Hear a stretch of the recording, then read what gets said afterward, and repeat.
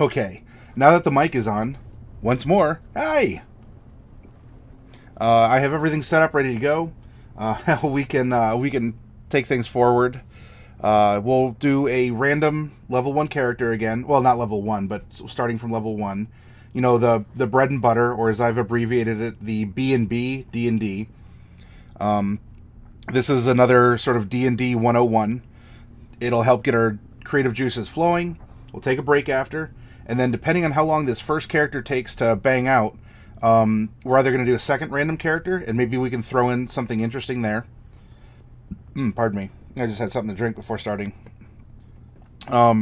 This is probably a little better now. Oh. Okay. Sorry about if there's any redundancy. My my own channel reopened itself and decided to play music. Anyway, let's get back to things here. So yes, depending on how long that takes, we might do another quick character, or earlier this week we made 2 random characters that seemingly shared a link, and it just, the way they were developed made a very cool story, or at least a possibility of such. And so I figured, well, you know what, we made these characters, we have some experience doing this now, maybe we can go back and make an outline of backstory for them, almost telling a campaign itself. Okay. Let me make sure, get a few other things set up here.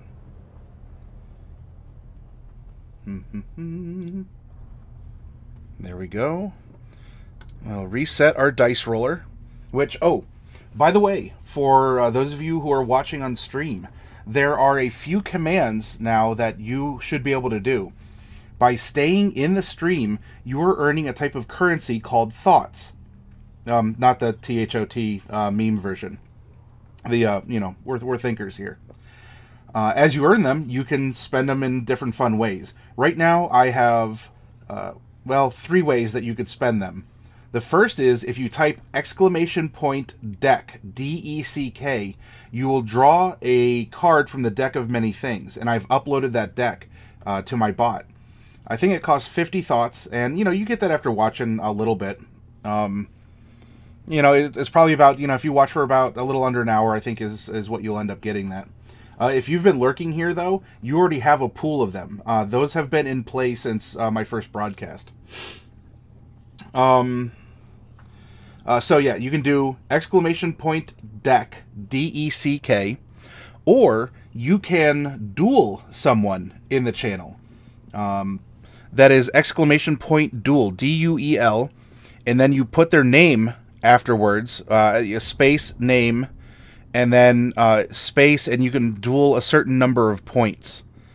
And they can !accept or !deny if you didn't want to have your thoughts put up for challenge or debate. So yeah, you know what? Have some fun with it. I'm getting to know the software better. I've made a couple changes on the back end, especially for things like posting links. I might have something worked out for that, or otherwise I can offer a permission, or you can whisper me and then I can put it up there as well. I can do things such as, because I'm the one running the channel, as you'll see in stream, that's the D&D dice roller that I've been using on stream for you all. Okay, so you know, back of house stuff. I'm taking feedback that you're offering, and I'm putting it to work. And I'm really happy because I just realized I'm wearing a green shirt. Apparently, it's just green enough that it's not picking up in the background. And one corner is still a little wonky. That's kind of weird, but maybe I can change that here and move some lighting around.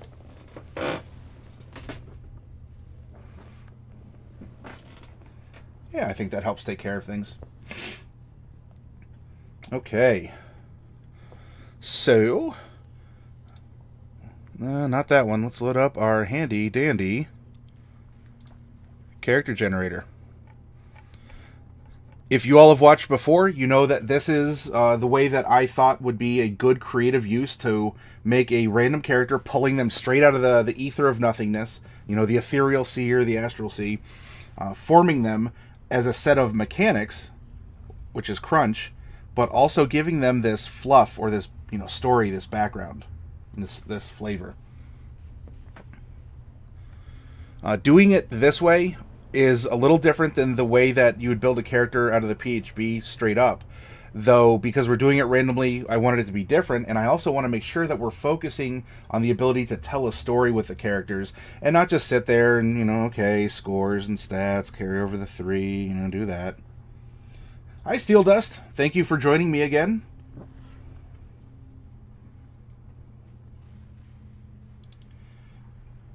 We're about ready to get going on a new Char Actor. Okay, race. We're going to come down here and we're going to roll a d10 twice. First for the race, second for the sub-race. So actually we'll just put 2d10. Boom. 1 and a 9. That is going to give us dwarf, and because it's odds, it is sub 1. So we're going to be rolling a Hill Dwarf.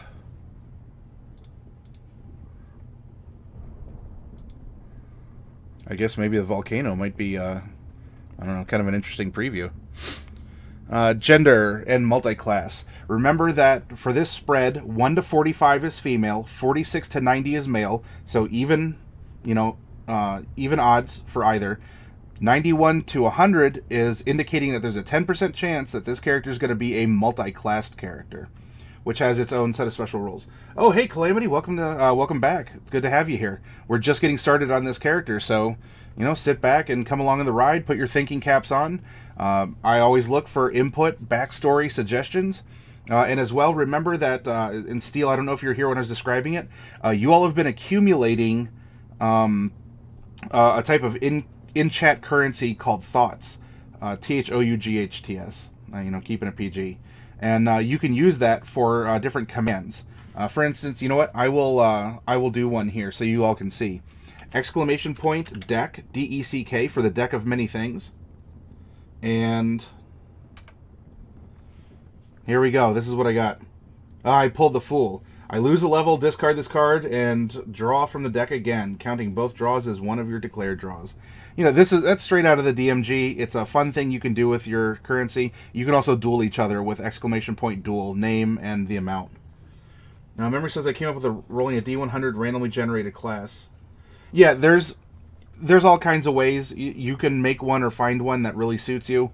I did this as a way to both practice my presentation before coming on, and to make sure that I was getting into... that I was also setting up for a world by the way that I was weighting the stats, which is important as well. Okay, let's see what this character is going to be. 90. That is the extreme end of male.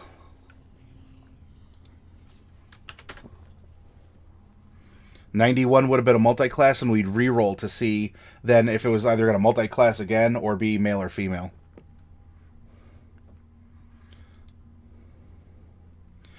Alignment are going to be 2 rolls of the D100. 38 and 73. That is going to be good. 1 to 60 is good. 73 is going to be neutral. Not to be confused with no good. Level. On a percentile basis. Whoops. Hang on. Well, the first one was a 25, but I'm going to put that back down to 1. 25 is level 6. Does this character have feats? That is also going to be a D100. Roll once. 9. No feats. All these characters without feet. And a D12 for class. 10. 1, 2, 3, 4, 5, 6, 7, 8, 9, 10. Hey, we're making a Sorc.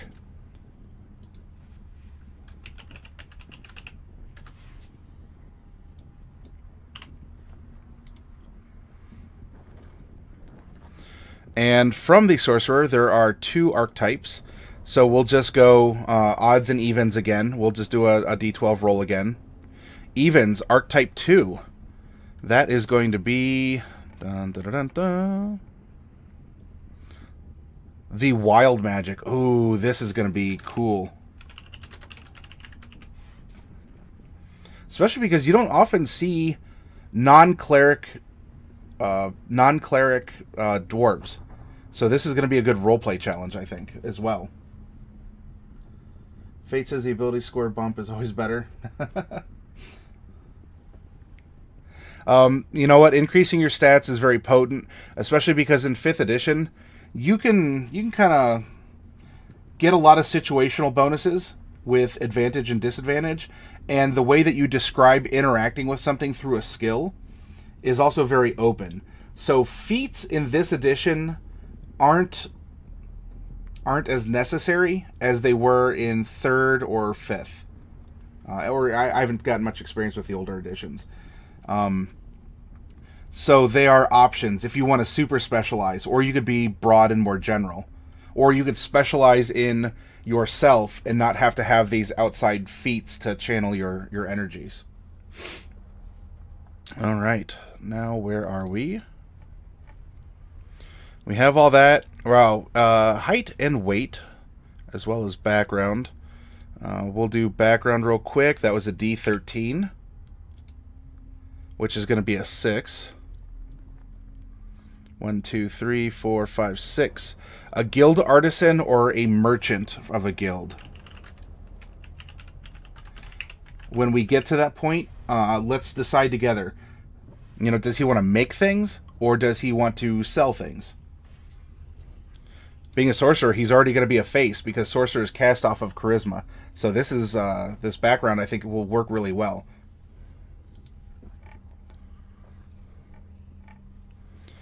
Height, weight, and age. Okay. Although, real quick, I guess as placeholders. The Guild Artisan here has 20 different general things you can sell or do. Let's get those out of the way first. So we have a 13, personality 1, personality 2. Those are D8s. 4 and a 3. Ideals. The other 3 are going to be D6s. We're going to roll 3D6. 6, 6, and 4. Okay.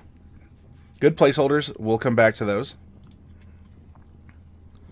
Hill Dwarf. Top of the line here. Hopefully you all can read this on your monitors. If you're having trouble reading my document, and this is something that I was thinking about last night, let me know and I can try and make everything bigger somehow to you all. Starts at 3'8", and then we're going to add 2 D4 inches. We're going to add 5. Okay, 4'1". Probably on a good day.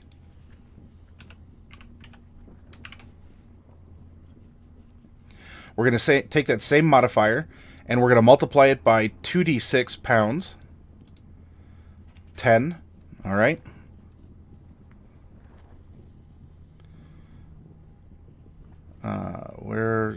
So we're going to add 50 pounds to his 115. So he weighs 165 lubas. Age. I put it over a, kind of a bell curve distribution of who would be adventuring. We're going to do a percentile. 91. Ooh, he's going to be an old boy here. We come down to he is venerable. He is in the last legs of things. Maybe he wants to have one last adventure before he knows that he passes on after another like 50 years or so. Memory says, on a side note, I almost forgot to mention that you upload a video to YouTube, says Fighter. Yes, that was brought up. Someone whispered me earlier, And if it's still doing that, let me know, but I should have gone through and rechanged the tags in the 3 characters that we uploaded, the Rogue, the Fighter, and the Barb. If it's still showing up wonky for you, if the title says Fighter and the video descriptor says Fighter, but it's not the Fighter video, let me know, because something could have derped out on YouTube's end, or I guess even on my end, where I forgot to save a change or something along those lines. Thank you. You know what, you guys and girls out in the audience, if I make a mistake on something, hey, point it out. I'm you know, I'm a level 1 human just like you.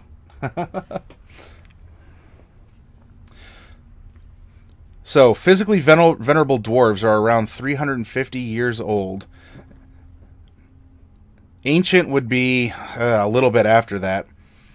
So let's give a spread here. Let's go plus or minus. Let's go plus or minus 20 years. And if it's minus on a D4, it's negative. Okay, so it's minus D20 years. Minus 17 years. This is going to put him at...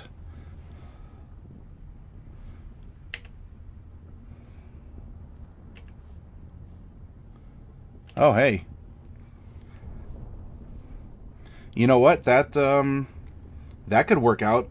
Maybe for some reason he considers this a lucky number. He's 333 years old. And... you know what, there could be a prophecy, there could be some sort of compulsion. We'll see what his background even gives him. Though it's kind of fun and auspicious that we do something random like this, and these things just seemingly line up in our favor. Hey, Big Break, welcome back. Oh, yeah, Steel Dust, I understand. Unlike the videos I upload for my Final Fantasy XIV exploits, which have everything, as I'm saving them and going through, I'm able to title them and the titles carry through. The videos that are saved from the broadcasts just have a date, and so yeah, things got a little mixed around in the way that they saved on my computer. I'm like, oh yeah, we did character this, this, and this, and so the video should be in this, this, and this order. It didn't end up being the case. That should be fixed. Again, if you see that it's not, let me know, please.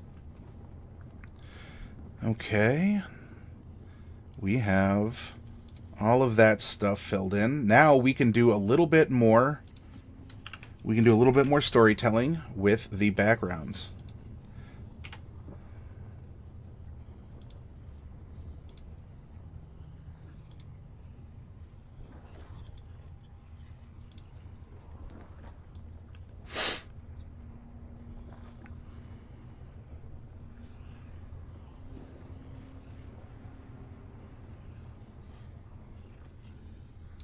Here we go. So we rolled Guild Artisan. There is a variant where instead of an artisan and making items, our male dwarf can be selling items. He got a 13 on this D20 table, which is painters, limners, and sign makers.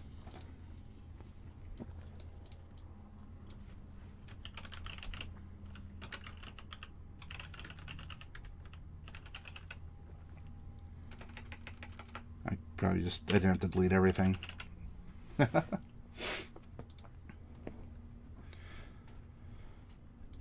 His personality traits are a 4 and a 3. So we have here, I'm full of witty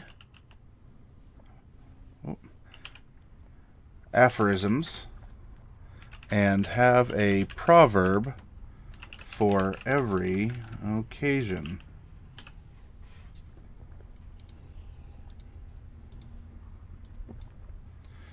That might lend itself well to being a sign maker. You know, little, like, he leaves little signs of advice, or he's like, oh, who's the comedian? You know, he says, here's your sign. I always want to know how things work and what makes people tick.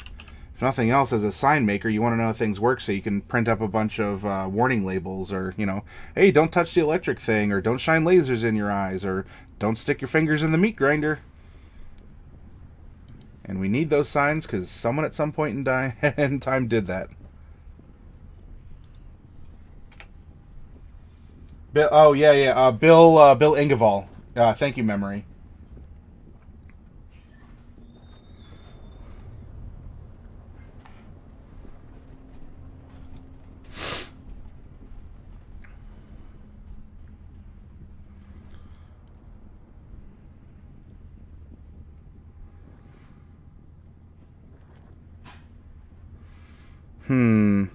I don't know if the Guild Merchant is really resonating with this wild magic sorcerer.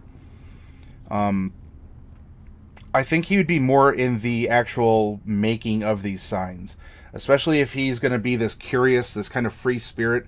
Wild magic has influence on the spells that you cast, so he's probably very creative, and I would say that he would be the one who wants to be on the making side of things.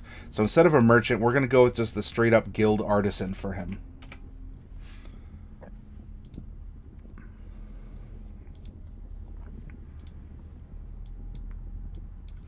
Ideal. Number 6, aspiration. I work hard to be the best there is at my craft. I moved my keyboard out of the way because my cats were visiting me on my desk. And typing at an angle like this isn't the best. His bonds. Number 6. I will get revenge on the evil forces that destroyed my place of business and ruined my livelihood. Talk about a plot bomb here. I think we have some juicy stuff to work with now. Don't sorcerers and wild mages use charisma as their stat instead of... Yes. Warlocks and sorcerers cast with a wink and a smile instead of brains or through their attunement with nature, which could be wisdom. And what flaw do you carry, my friend? I'm never satisfied with what I have. I always want more. Apparently, including he wants revenge on the evil forces that destroyed his old sign shop. He made big signs, the best signs. No other signs could compare. Disgusting.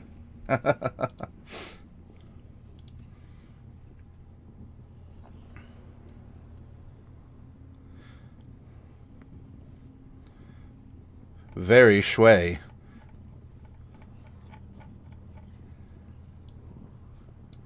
Oh, forgot as always. We're gonna. This is gonna be a bread and butter character. Nothing special here. So we have the normal spread. Whoops.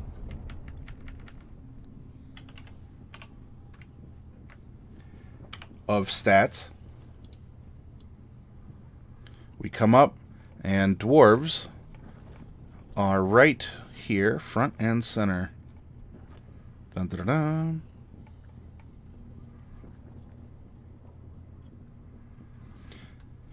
Khan's going to get a 2, and because this is a hill dwarf, their wisdom increases by 1, which is going to be a challenge and Big Break because he, by default, doesn't get charisma bumps.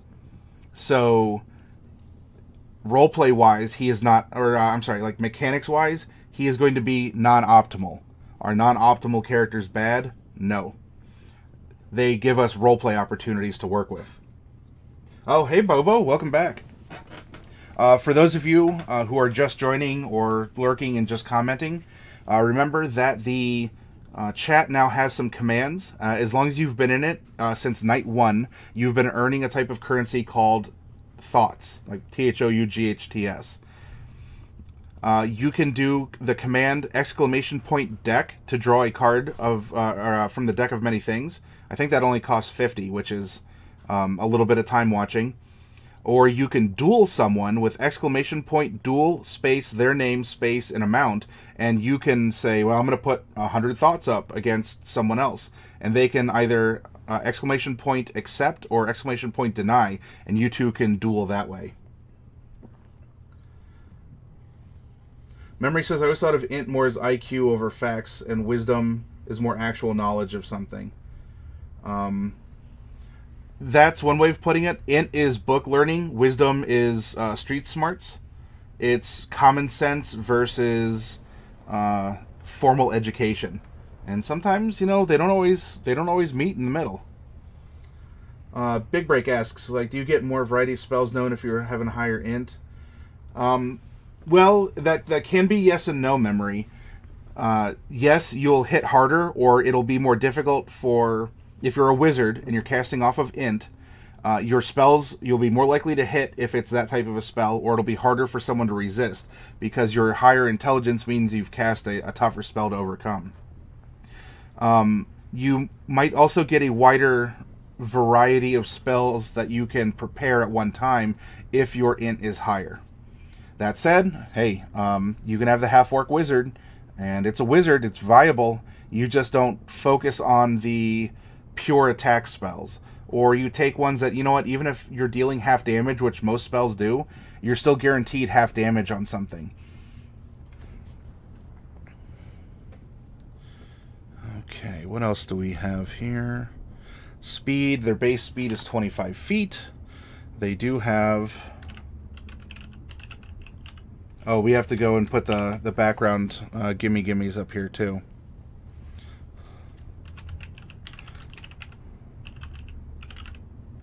Dwarven Resilience, you have advantage on saving throws against poison, and you have resistance against poison damage. That means you take half damage if something is attacking with poison.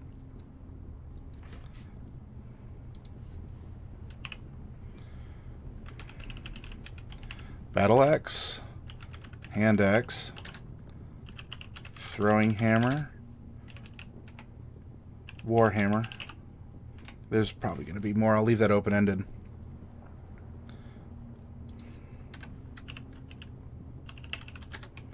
Tools. Aha. Smith's tools, brewer supplies, or mason's tools. There are also carpentry tools that are available. And as a DM, if we're rolling a character who makes signs and such, I would argue that we could give him proficiency with carpentry tools instead.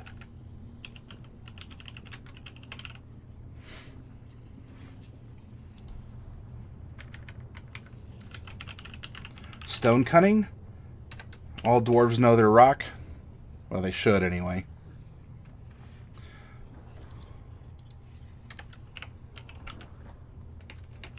Languages. Common. Dwarven.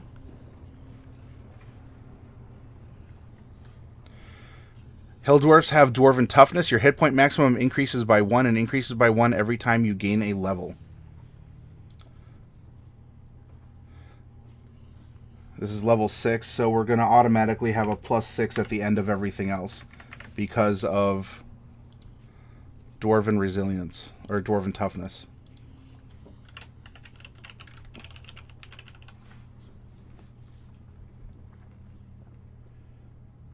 He could make steel signs instead? Yeah, that's true. Maybe, oh heck, I think there's there might even be a tool set out of the player's handbook that would be, I don't know if it'd be like a Scrivener's set or a Scrimshaw set, something like that. But what we can do is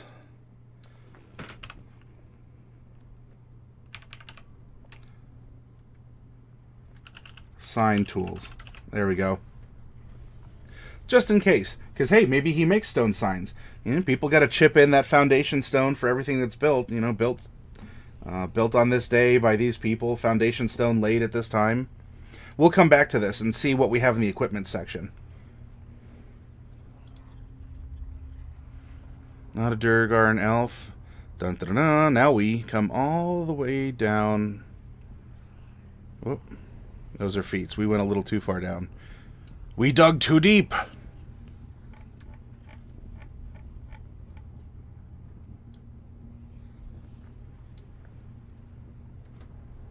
Actually, while we're here,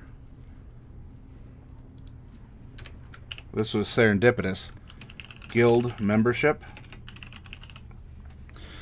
As an established and respected member of a guild, you can rely on certain benefits that membership provides. Your fellow guild members will provide you with lodging and food if necessary, and pay for your funeral if needed.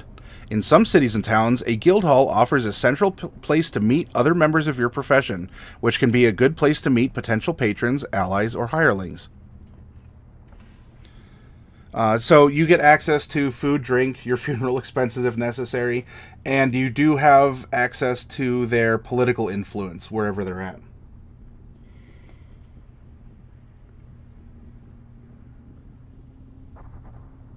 Sorry, stifling a yawn there. Yeah, memory lapse. It's, yeah. If you're a wizard, wizards cast off of int. They're the only ones. At least in base right now.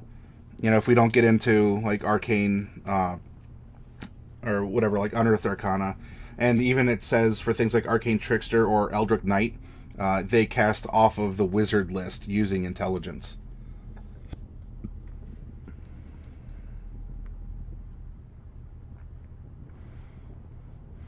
And this has the note that it's also costing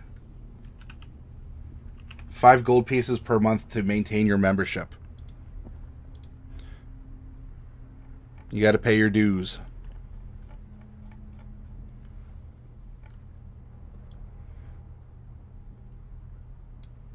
Warlock, there we go.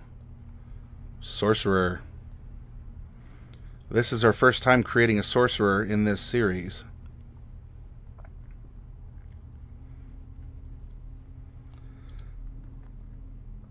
Starting hit points are going to be 6.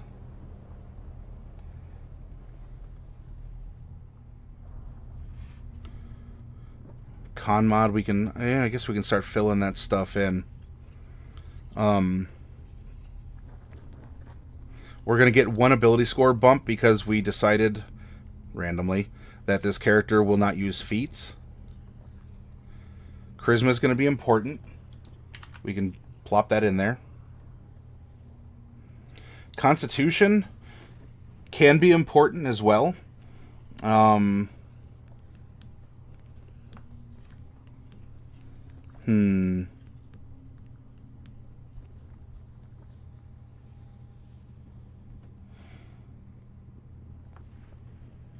Dwarf Sorcerer, never would thought to. Yeah. This can be a challenge, but we can make it work still. Constitution is never a bad thing to take. And you know what? I forgot again while I was down here. This is why we do a bread and butter character first. The skills you get as a guild merchant. That way we're not going to be redundant.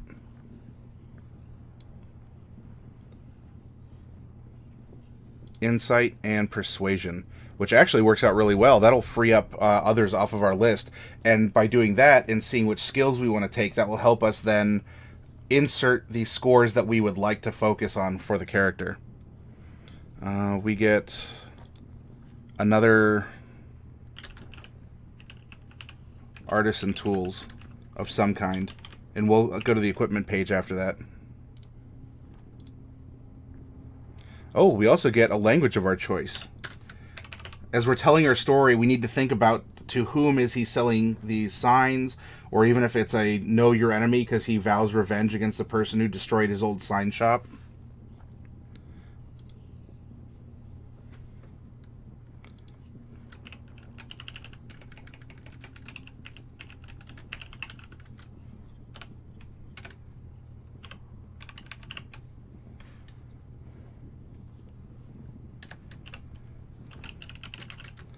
And a letter of introduction from the guild.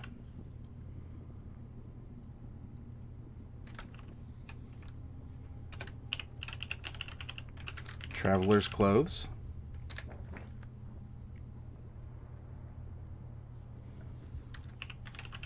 Belt pouch. And 15 gold pieces. Well, golly gee. He's rich. Memory says think of it this way. If you've ever played Final Fantasy I, the original, you could know any number of spells, but you had only so many spell slots to cast those spells. So you would have this huge pool of spells known, but you had the ability... Yeah, it's like a bottleneck. That's... As a wizard, it's a little weirder, because as divine classes, you have your cleric, you technically know every spell possible in the list.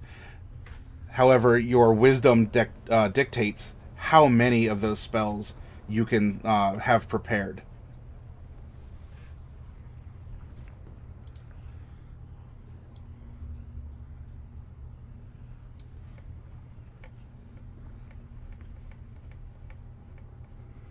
Rogue, and oh,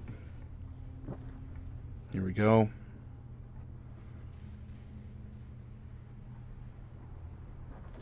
Come on now. There we are. We already have Insight and Persuasion, so that's going to take those two off the list, meaning we can take Religion and Arcana, which are int-based. Arcana might not be bad for a sorcerer to know, so, you know, having some smarts. Deception, which is Charisma, and we're going to be good at that. Same with Intimidation. And Deception. I don't see this guy as being very deceptive. We have an old dwarf. He's 333 years old, randomly determined. You know, he makes and sells signs, and before he you know, goes to the giant anvil in the sky, it seems like he wants to right a wrong of when his shop was destroyed by some great evil. I don't see him as really a deceptive type, especially as a sign maker.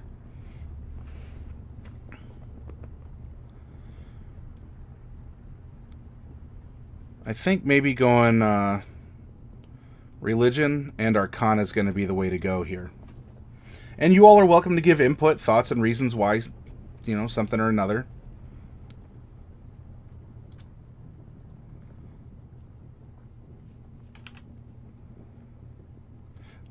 I'm going to drop the 13...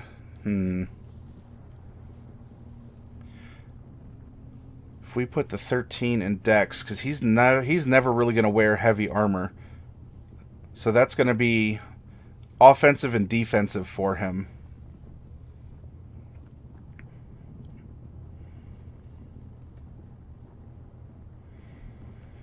Or he can... Well, he can take defensive spells. So maybe that's not as important, and instead we focus on giving him some hit points. He's already good at that. So if we do the 15, the 14, if we put the 13 in here, that's going to give him a 15 con.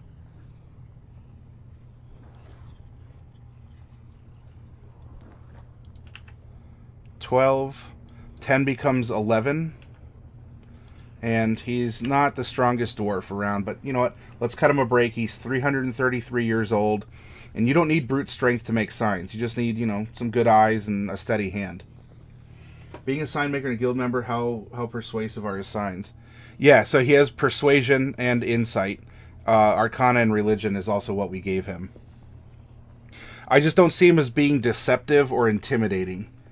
Not as this, you know, you have this kind of kindly grandpa who's sort of doing his one last big thing before retiring in truly old age when he hits 350.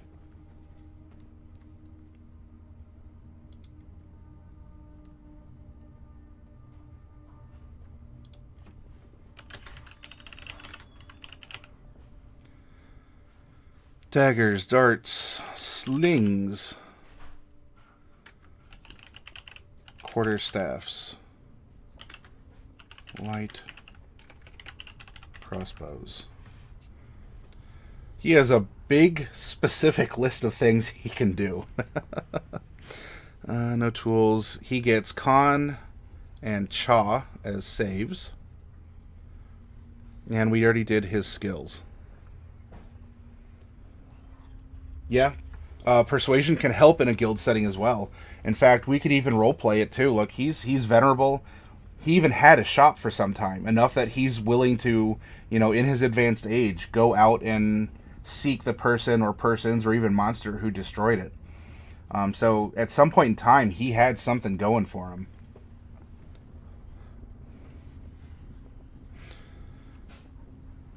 His equipment: a light crossbow and 20 bolts or any simple weapon. A component pouch or arcane focus. A Dungeoneer's pack or an Explorer's pack, and 2 daggers. So for sure, he's getting dagger.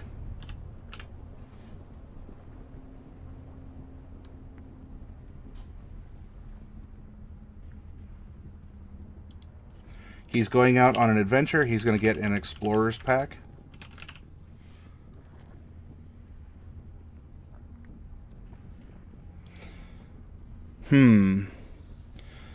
A component pouch or an arcane focus.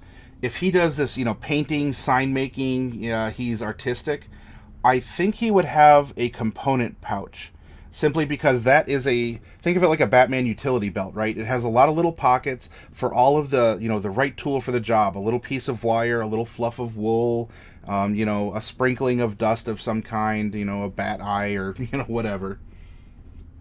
Memories contributing to some possible storyline. Maybe he's tried to plead with his guild to help him, but they denied his pleas, and now he's setting off on his own. That's true. Maybe the guild says, you know what, old man, look, we appreciate what you did. Here's your golden watch. Get ready to retire. Don't worry about it. Look, that was in the past. That was so long ago. You did your thing, but time's moved on.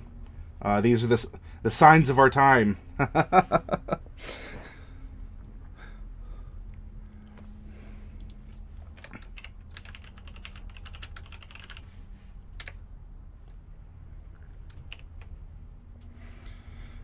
A light crossbow and 20 bolts or any simple weapon.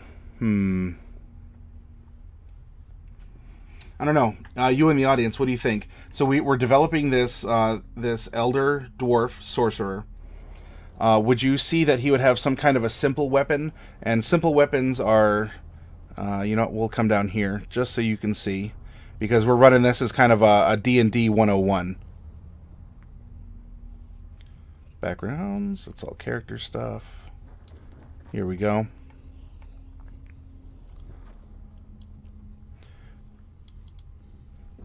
We can give him a club, a dagger, even a great club, a hand axe. He is proficient in those. Hey, maybe sign making. It's like a little hatchet, right? You're cutting. Javelins, light hammer. Hammers could work too if you're making signs. Mace, quarterstaff, sickle, spear. We can make him proficient in unarmed strike. It doesn't have a lot of damage output, but it is something that we could do. I don't know. He's not maybe really a melee character, but maybe he can get a bonus of some kind at it. I don't know. It has its own entry that we can get to. But if you think that he's a man of his hands, he's like if you've seen the movie Sin City with Marv, and he's going through, he's like, yeah, I got my list. I got the rubber tube and the razor wire, gloves to handle razor wire, Gladys, and my mitts.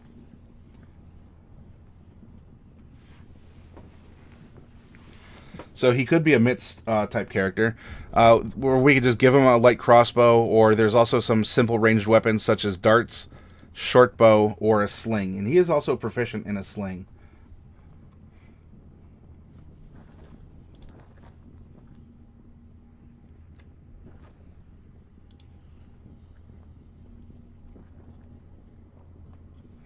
Yeah, he's definitely a dex character, memory lapse.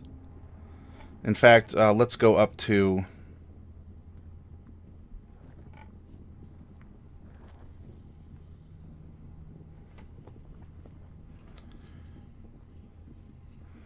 I believe it has its own special category. Obviously, monks get an accelerated version of unarmed strike. Weapon proficiencies...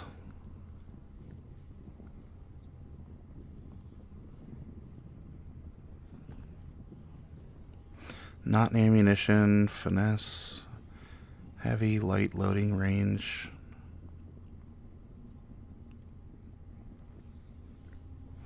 I think this might end up being a special weapon of some kind.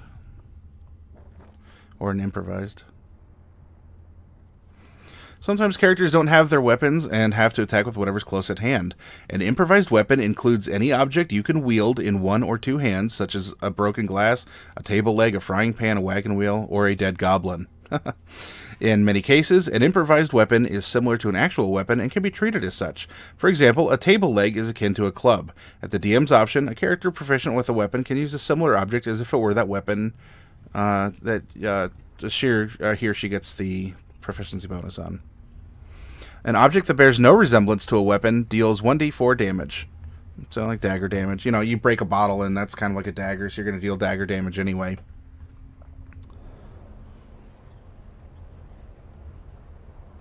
Silvered weapons, special weapons.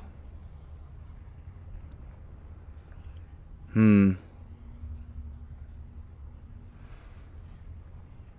no weight, no properties, no cost. It just deals 1 bludgeoning. By default, I guess we could say it's strength, because otherwise it would have said finesse, but I don't know. As a DM, we say that he works with his hands all the time. We could make it, his hands a finesse weapon if we really wanted to. Big Break suggests maybe his other language he can know Undercommon.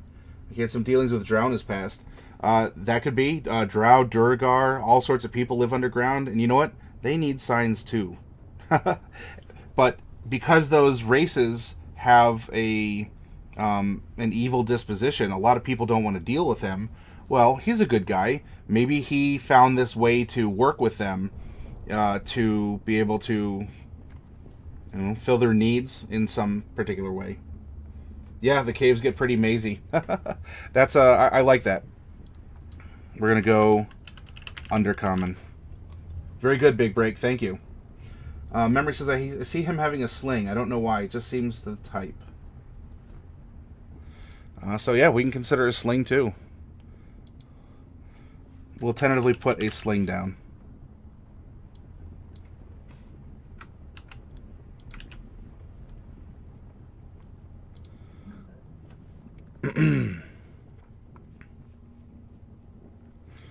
All right. This can go. Remember, we're going to need to think of dwarven names. And he's going to get 1 stat bump also through this. Charisma. I think we're going to do the 1 in 2 for him. We're going to raise his charisma. And we can raise his wisdom or his con. Let's make him a little bit more survivable. He's a tough old man. Now that we have that done, we can put our modifiers in.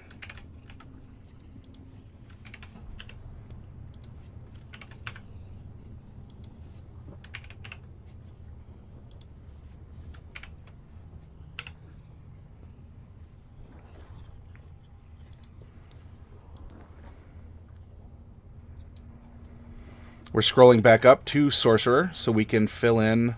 Oh, Wizard, we don't need you yet. Warlock, we don't need you. Sorcerer, we need you.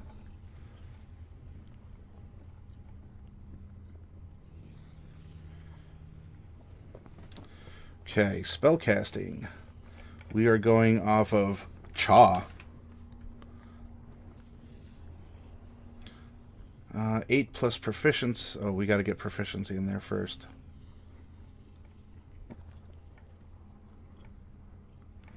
That's our wild magic table. That'll come in handy in just a bit here, because I can demonstrate how that happens. You get 4 cantrips. 1, 2, 3, and 4.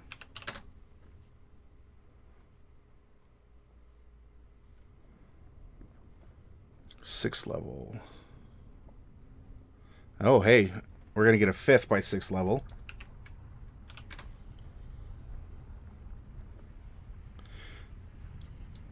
Spells known is going to be 7.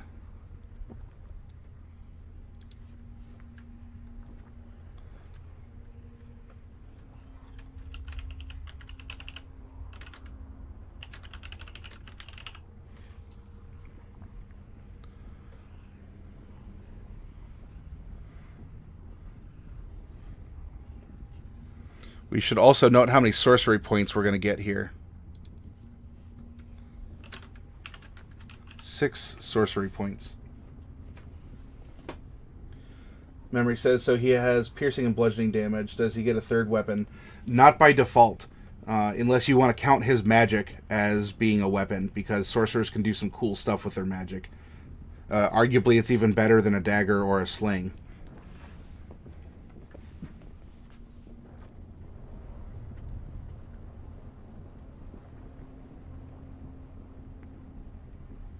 Four, 3, 3. We're just tickling 4th level.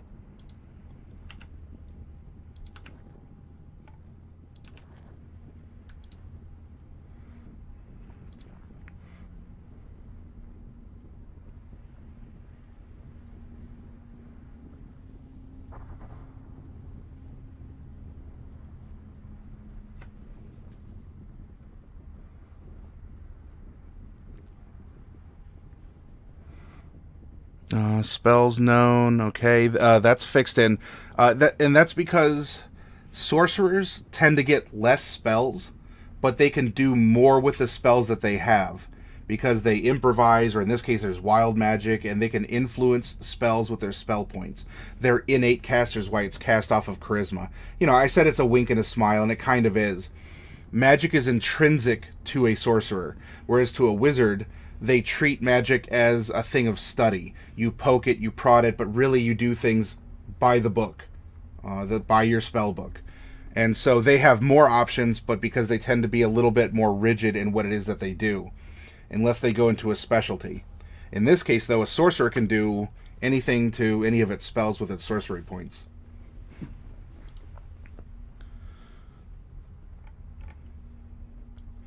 Okay, so our spell save, 8 plus proficiency. What did we... Did I do... Oh, our proficiency is 3. That's right. So, 11 plus our charisma, so 14. And a plus 6. Charisma plus proficiency. Very good. Sorceress Origin, this is what's neat too as a sorcerer. You begin with your origin. You don't have to go into it by 2nd or 3rd level by like other classes. We were doing wild magic. And we'll get to that in just a second. We're going to keep putting features down. Font of magic. You have 2, or in this case it's more, 6 sorcery points, and you gain more as you reach higher levels. You can never have more sorcery points than shown on the table for your level. You regain all spent ones when you finish a long rest. Flexible casting is flexible casting. You can transform unexpended sorcery points into 1 spell slot as a bonus action on your turn. The Creating Spell Slots table shows the cost of creating a spell slot of a given level. You can create spell slots no higher than 5th level. And you can convert a spell slot into sorcery points. So if you need a bunch of little stuff, you can eat one of your big spell slots and then get more little effects out of it if you wanted to. Big Break says, light crossbow, always cool for a spellcaster. Yes, and... You know, ultimately, look, he's level 6. At some point in time, he's a part of a guild. He could probably get one. For a starting package, you know what, this is what we have, and we can revisit him later. Sometimes having a loading crossbow helps in between spellcasts. That may be, though, depending on the features, it's still going to be, it's 1 round to cast, or it's 1 round to shoot and reload. So it's up to the player. However, if you're in a place where you say, no magic, nah, then you want something that you can still cast from afar.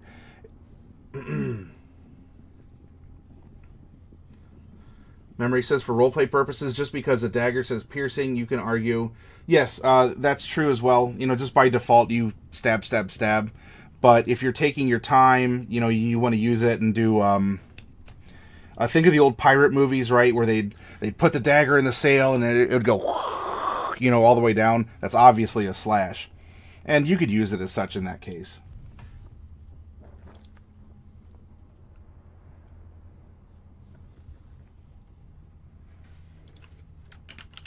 Meta Magic, which used to be a whole series of feats itself in 3rd edition. Those allowed you to manipulate spells, and it wasn't just for sorcerers to use.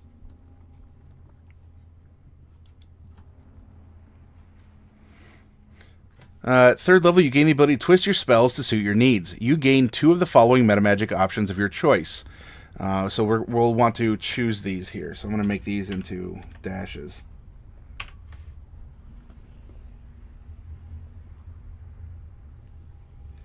Maybe the DM will say, okay, but finesse it to use your strength modifier. Yeah, there's conditions. It would really be, I think, based on what is the special circumstance that you want to use it to slash instead. These are our options to consider for our seasoned Dwarven Sorcerer here. Careful Spell. When you cast a spell that forces other creatures to make a saving throw, you can protect some of those creatures from the spell's full force. To do so, you spend 1 sorcery point and choose a number of those creatures up to your Charisma modifier. A chosen creature automatically succeeds on its saving throw against the spell. You throw a Fireball out. You can carve out spots for your party so you don't have to worry about hitting them and just, you know, making the bad people stop moving. Distance Spell. When you cast a spell that has a range of 5 feet or greater, you can spend 1 sorcery point to double the range of a spell. When you cast a spell that has a range of touch, you can spend 1 sorcery point to make the range of the spell 30 feet. Empowered Spell. When you roll damage for a spell, you can spend 1 sorcery point to re-roll a number of the damage dice up to your Charisma modifier. You must use the new rolls. You can use Empowered Spell even if you have already used a different metamagic option during the casting of the spell. So if we took Distant and Empowered, you could juice it up, and it's a Distant, Empowered, whatever spell. Extended Spell. When you cast a spell that has a duration of 1 minute or longer, you can spend 1 sorcery point to double its duration to a maximum duration of 24 hours. Heightened Spell. When you cast a spell that forces a creature to make a saving throw to resist its effects, you can spend 3 sorcery points to give one target of the spell disadvantage on its first saving throw made against the spell. If you really need something to kick in, yeah, it's costly. But at the same time, let's say it's a single boss monster, or it's, you know, one of 2 really tough ones. You're forcing that effect through. You're forcing that damage through. That could be clutch. Though, I mean, with anything, is the juice worth the squeeze? Quickens Spell. When you cast a spell that has a casting time of 1 action, you can spend 2 sorcery points to change the casting time to 1 bonus action. Oh, pardon me. Subtle Spell. When you cast a spell, you can spend 1 sorcery point to cast it without any somatic or verbal components. So that's, you just would need the component. So if something has a bit of like silver powder, you know, you could kind of subtly reach in, mind my own business, nothing to see here, reach in the pouch, and poof, and then the spell goes off. It's almost as if the creators of 5e give hidden hints towards what could work best with a class. Yeah, it's because Dragonborn as a race do get that, and so they could work better. At the same time, it also allows you to run a dwarven, if you went the other route, a dwarf with a dragon breath weapon. Roleplay wise, in my campaign, oh, pardon me. It's not that I'm sleepy when I talk a lot, because I'm still getting used to streaming and narrating as much as I do. I don't know if it's just a body reflex. Hopefully I'm not making you yawn at home. It's just kind of a body reflex. It's like, okay, come on, breathe, get oxygen going, and 3 names of feature. Yeah, they've meant 5e to be very open platform, so you can be super flexible or super specialized if you really wanted to be. And lastly, Twinned Spell. When you cast a spell that targets only 1 creature and doesn't have a range of self, you can spend a number of sorcery points equal to the spell's level to target a second creature in range with the same spell. 1 sorcery point if the spell's a cantrip. So we get to choose 2 of these meta magic. Well, they used to be called meta magic feats. This is now just called meta magic. Here we have a Signmaker. We have someone who is very creative, very expressive.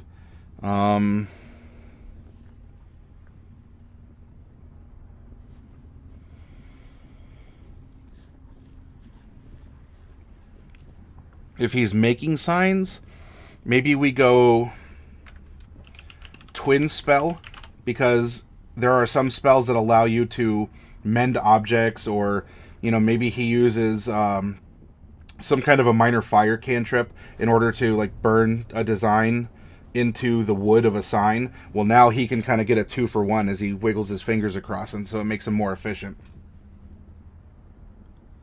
Like the Forest Gnome Arcane Trickster I mentioned yesterday, and yes. Yeah.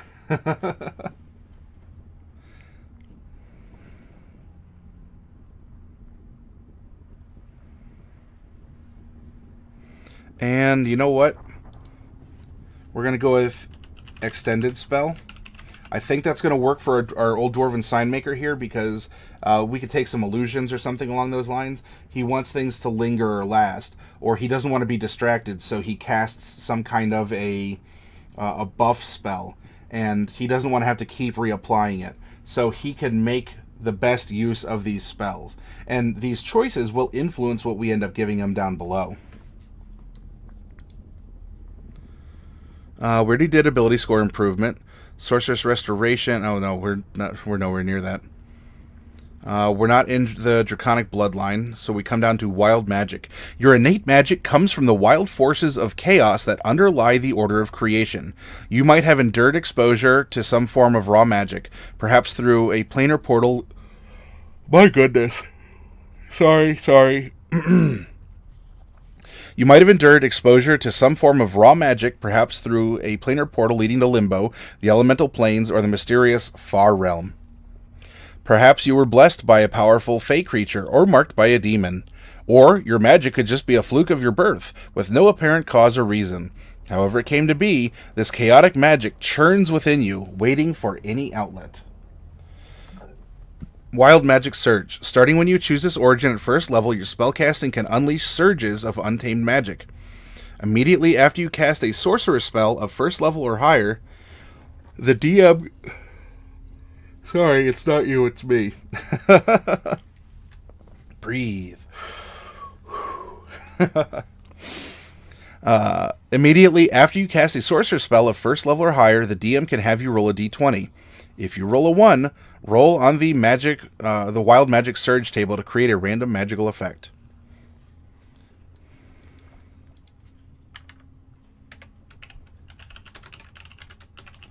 So you have a 5% chance for something else to happen. And when we finish here, I'll roll a couple of percentiles so we can see the fun. Tides of Chouse.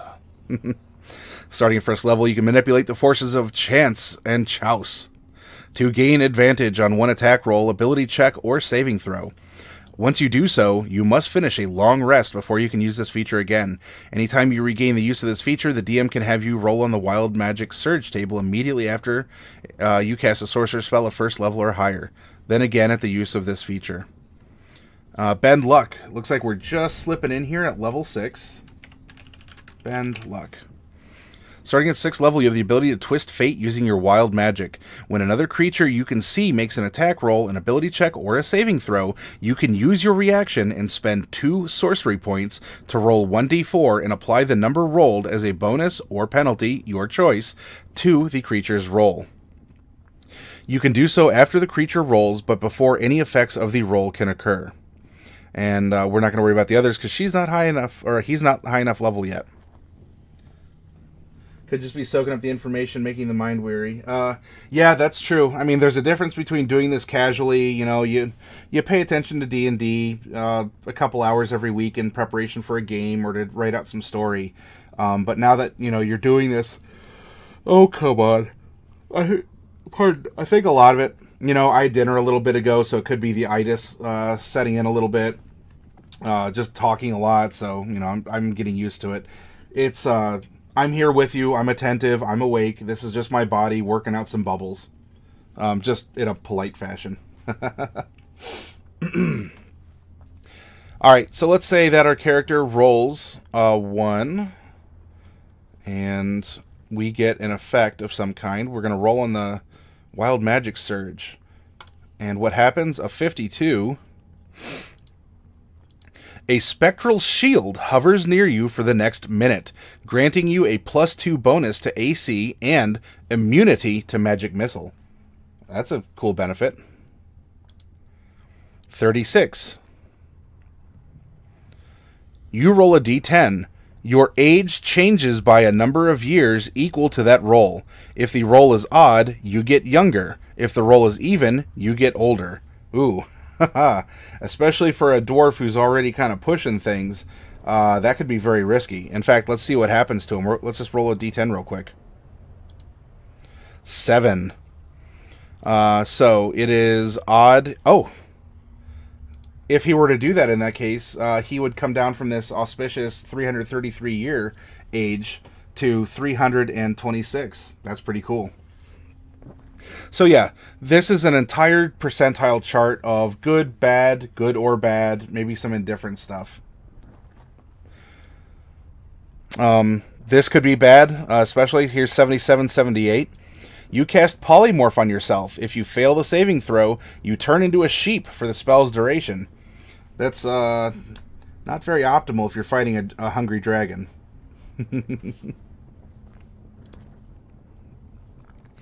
All right. All that's left to do now is to fill in our stuff.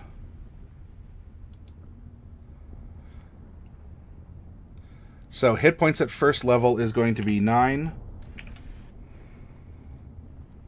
That middle 6 is for the Hill Dwarf, Dwarven Toughness. And then we have 5 other levels times the hit die, which is, I think, a D6, D8. A D6. 5 times 4, which is 20. So we have 26. We have 35 hit points. No, none of that. 6d8. Nope, 66. And he still has his 66 hit dice. Initiative, we have a +1. Armor class is going to be an 11. 10 plus dex. Memory says, as a DM myself, I would call the age thing not risky since it's under the use of magic and not an actual thing. It's an effect that might be able to be dispelled, or you could say it's only temporary. There's a lot of ways that you can give some wiggle room. It could be permanent. It just depends on the circumstances of the campaign, perhaps. For instance, in my campaign that I'm currently running, I actually have a really venerable dwarf going, and he's treating this... he doesn't want it to be his last huzzah in the world, but he has a very pragmatic sense of anything I do might be the last thing that I do. Madman Mimm. Are you offering that as a as his name, or at least as his doing business as pseudonym? Madman Mimm's signs and something, or what are you suggesting, Big Break?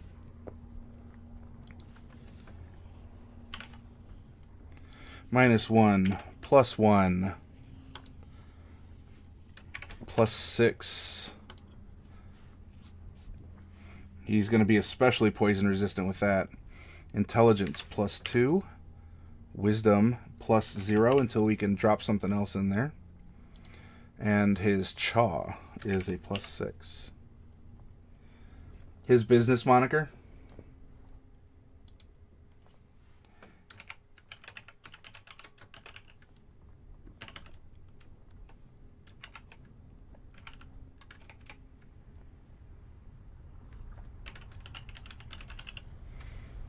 Madman Mimm, Signmaker. Or, whatever else. Scrimshaw, etching services, something along those lines. Because he deals with the crazies in the Underdark. Maybe that's his... so he has a topside name, but that's his Underdark name. That's what everyone knows him as. Or vice versa. He actually uses his real name down below, and up on top, everyone calls him the Madman. Dwarf Sorcerer is interesting, though. Don't see too many of those rolling into town. No, he'd be very memorable. And I think as a player, playing this character, that opens a really wide door for you to just have a ton of fun with this guy. Wide open market in the Underdark. It's wide open yet contained at the same time. Ah, acrobatics. And you know what? Interesting side note too. In some older editions, as you aged, there was a chart kind of by the race, and you would drop off your physical stats but gain mental stats, right? Because you might get weaker or, you know, like less continent or whatever as you get older, but you also tend to get wiser or more intelligent because you have experienced more life. That something like that isn't directly in 5th edition, but you can always run that as an option as a DM and say, look, as you reach these certain points, and you know, you do your character creation, but if he's if you're making him middle-aged, choose one physical stat and give him, you know, you could say -2 in 1 or -1 in 2, but I'll let you dump it into a 2 or a 1 in 2 of mental to reflect that he might not be as flexible or as strong or as, you know, like, oh, I can hold myself together as he used to be, but he or she is now wiser, can make better judgments, that kind of a thing. Something to think about as a player or as a DM. In this case, though, he's just going straight up. Dexterity is going to be a +1. Other dex is sleight of hand, +1. Stealth is +1. Wisdom has a 0 in it, but this insight is going to get a 3. Oh, hey! Well, thank you very much, Delcorin. Hopefully you can end up winning the other nobles to your side one of these times. I will add that doing a host like that earns you a bonus of the in-channel currency called Thoughts. And remember, you can have some fun and use those. For example, I'll do one in chat here. You can use some of your currency to draw from the deck of many things. There you go.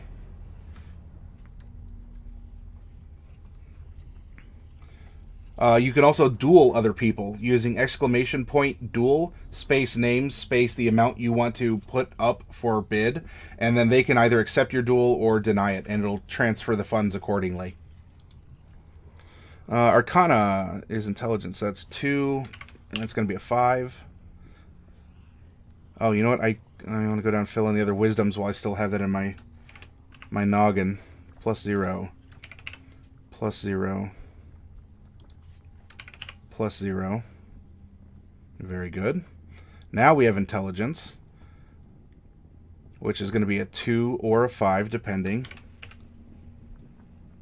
+2, +2, +2. 5, that's okay. That finishes that out. Athletics, he's not the best in. You know, I'm old. So he can get away with that. Charisma is +3.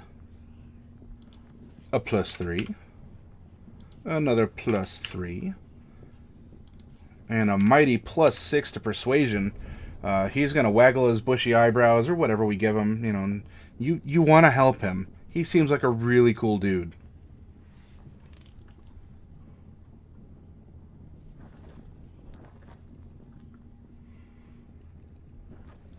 I'm laughing at a side note that popped up, and I appreciate you doing it as a whisper. There's some interesting, maybe not homebrew per se, but third-party splat books that have different curses, effects, or options, and there's a certain book of 3rd edition that comes to mind that offers a very intimate role-playing experience and options for you as a player or as a DM running a very blue campaign. Let's see. I haven't seen that lightning. Oh, yeah. The power. Unlimited power. Or Power Rangers. I think we're good on this. Oh, here we go. We need to fill in. These are both decks, so we have 1 plus proficiency, so +4 and +4. 1d4 plus 1 bludgeoning, 1d4 plus 1 piercing, optionally slashing depending on the circumstance.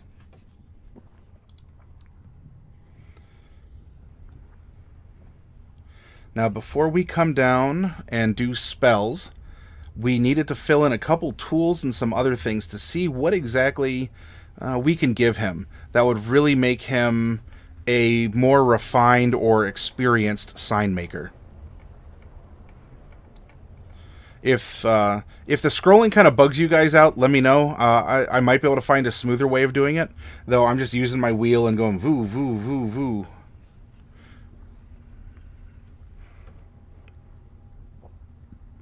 You know what? Let's give him a little bit of extra coin, too.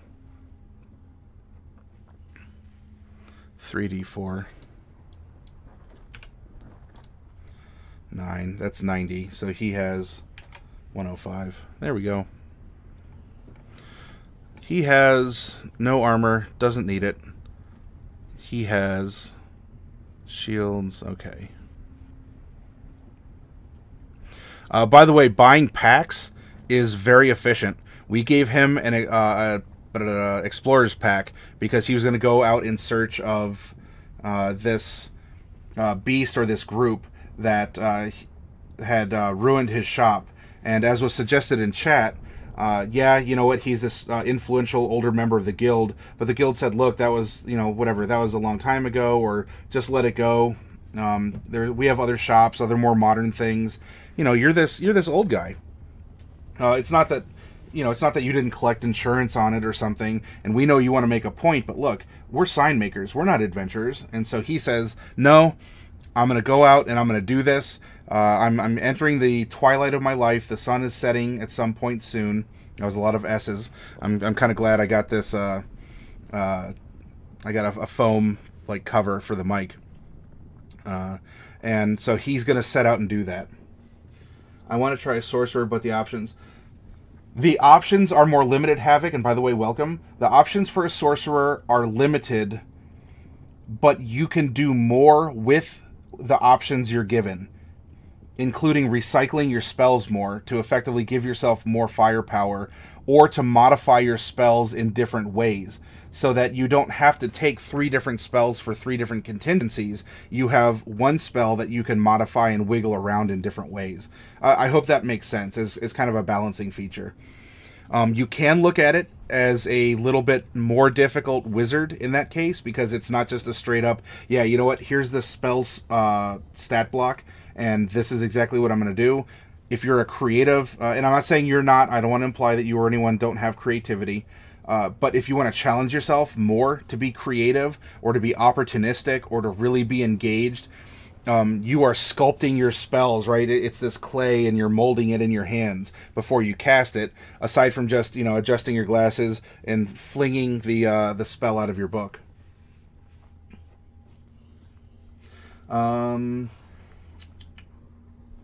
Also, Havoc, you can have some fun.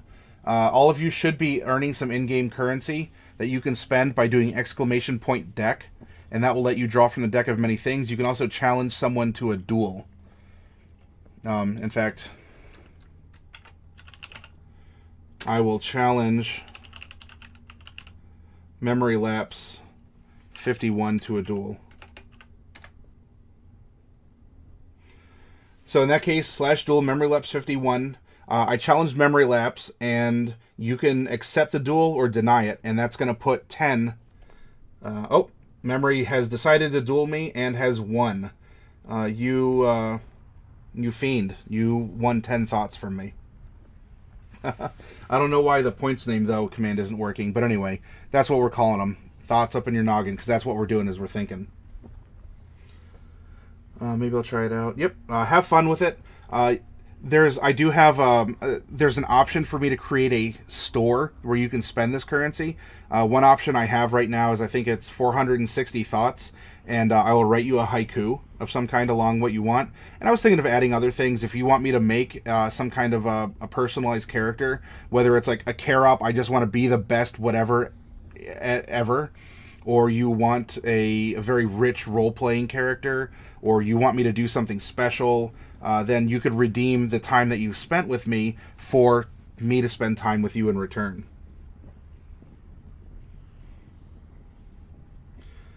Big Break says, maybe there's some sort of subtlety to the Underdark language that he understands that allows him to deal with them. Like you can know Undercommon but still not understand... Okay, so it's a difference between translation and localization. You have to be fully evil aligned to understand it. I've been speaking English my whole life, but you put me in the South London with some Cockneys speaking in rhymes and I'm lost. Yeah. I think, Delcorn, it might be either points or balance. Oh, looks like you might have found it there. Yep, there you go. Delcorn has 460 thoughts and is rank 5 of 48 on the leaderboard. Okay, so we gave him this pack. There's different component pouches and things you can buy individually. And your DM might work with you for other package deals or to create kits of some kind. Containers, tools, artisans. Alchemist supplies, brewer supplies, calligrapher, carpenter, cartographer, cobbler, cook, glassblower, jeweler, leatherworker, mason, painter, potter, smith, tinker, weaver, woodcarver. I think we have a winner. And we actually get to choose 2. I think woodcarver tools would be good for him. Uh-oh. Delcorn pulled from the deck of many things. He pulled... Well, I'm presuming. Forgive me or don't. Delcorn pulled the Rogue. A non-player character of the DM's choice becomes hostile towards you. The identity of your new enemy isn't known until the NPC or someone else reveals it. Nothing less than a wish spell or divine intervention can end the NPC's hostility towards you. Yep, that's how my luck goes, he says.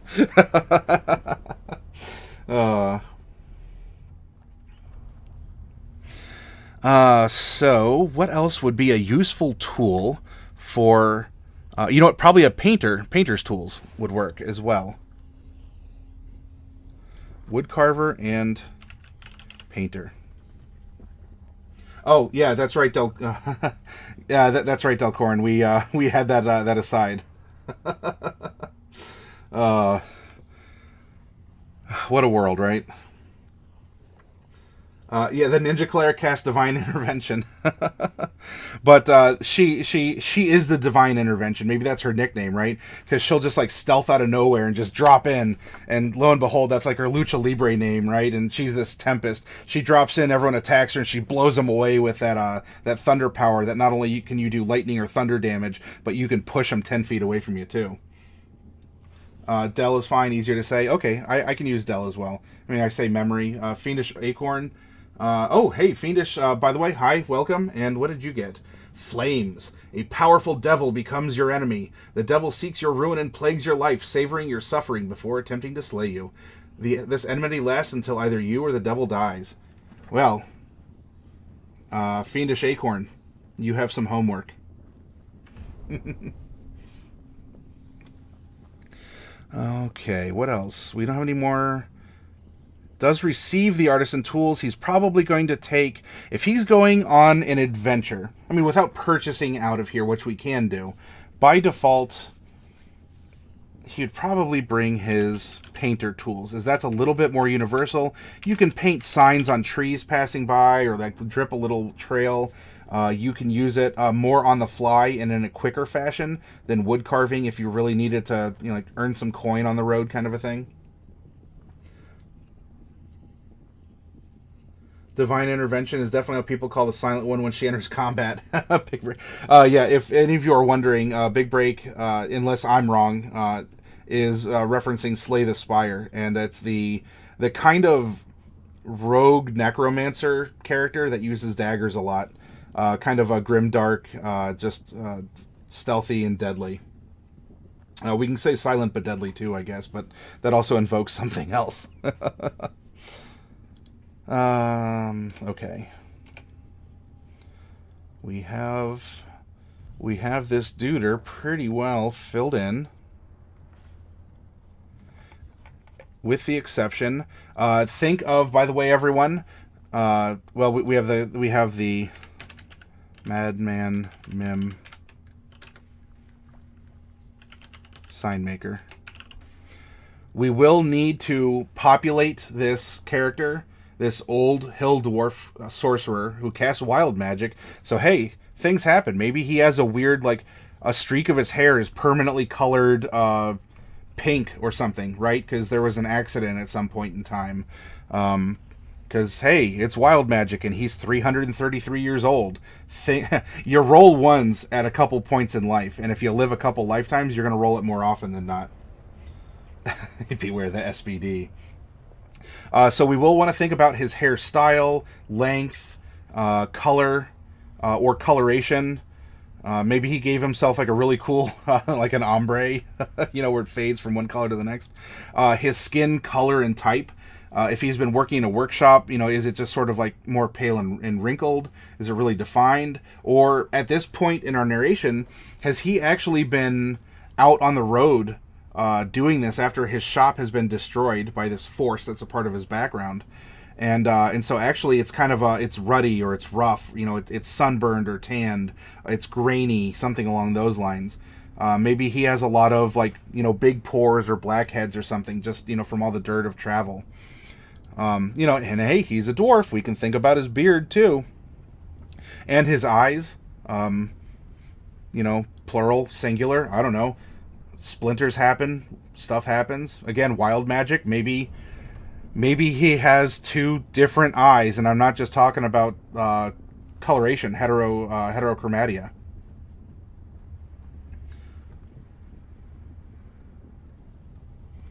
It's official. Madman's been in many world. Now he enters.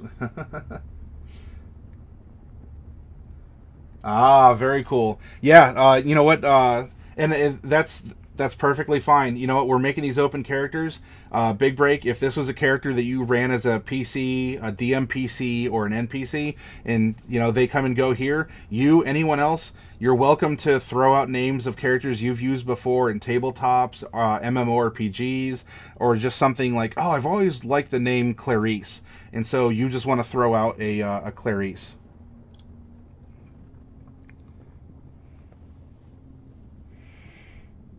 Alrighty.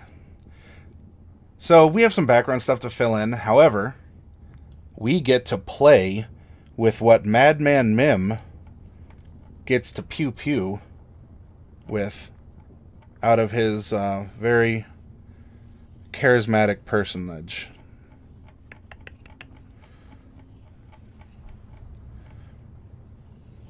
Let's see. We've been rocking the volcano. Let's go into something. We're talking about spells and all that. Let's get something maybe mystic sounding. Here we go, an alchemist lab. Bueno. Wizard, warlock. Here's our Sorc. I will just start selecting spells. As you in chat want to follow along, make suggestions, or even ask questions. Hey, what does that one spell do? Please ask. That's why I'm here. That's why we're here together. This isn't a singular demonstration where I'm getting on and you know, I'm playing something for you and there's not really interaction. I don't begrudge people who do that on Twitch. That's the primary platform. I think we're having an exception where we're actually having a conversation here. But you can ask questions. I'm going to just start plopping in spells, throwing out reasons. But if you in chat have another reason why you think he should have a spell, or we should change it, or something should modulate, throw it out there. Let's consider it. Memory suggests message as he's part of a guild. Yeah, we can put message out there. Mending, yeah, mending would work too. We won't do this alphabetical order. We can always go back and fix it. So hopefully none of you have a little like, no, it's not alphabetical. It's not organized. Mending, message. What could help him? Remember, you can use cantrips 24/7. They're unlimited. We can do something like... What could help him make... oh, Blade Ward?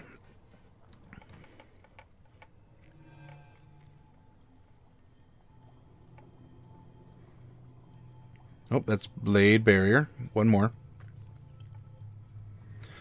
Blade Ward, you extend your hand and trace a sigil of warning in the air. Until the end of your next turn, you have resistance against bludgeoning, piercing, and slashing damage dealt by weapon attacks. Prestidigitation could be good because that can do minor, think like parlor tricks. You can change the color of something. You can, you know, if he has the pipe, he can like put the end of his thumb on fire and, you know, it creates a little flame. You can make little noises. It's not quite like minor illusion, but you can do little cosmetic stuff with prestidigitation. That itself might not be a bad one for him to have.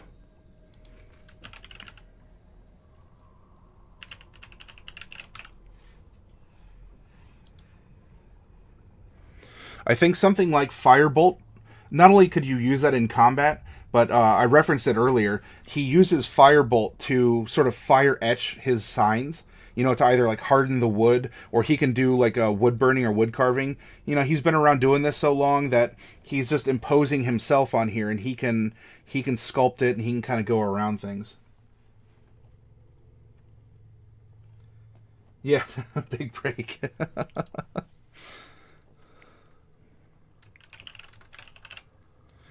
And let's see, we get one more. Mage Hand, I think, can be handy, because it can move an object up to 5 pounds. This is a Steel Series Bluetooth controller. With the batteries, I wouldn't say it's 5 pounds, but, you know, it's getting close. And so he can say, oh, you know what, I need that tool over there. It's kind of like a force power, like, you know, come to me, and it goes woo, woo, woo, over to him. Yeah, real Blade Ward is like what happens to fingers around Hannibal. All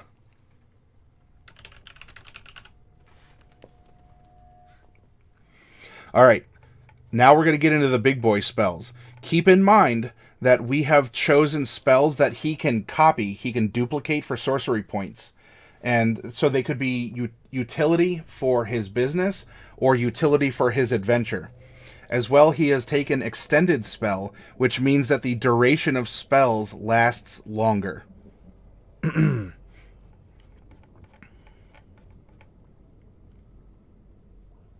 We know 7 spells.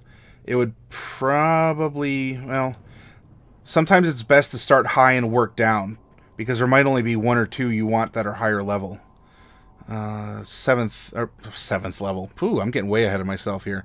3rd level, Blink, Clairvoyance, Counterspell, Daylight, Dispel Magic, Fear, Fireball, Fly, Gaseous Form. That's not just after eating beans at the campfire like in Blazing Saddles.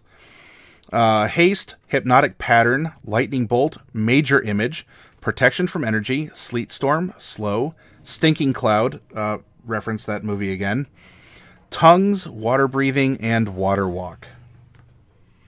He already has a fire cantrip. I would argue a little more versatility. Yeah. I agree, too. I don't think a fireball is really... Maybe something... Hypnotic Pattern might be a cool one for him. You know what? And we're gonna...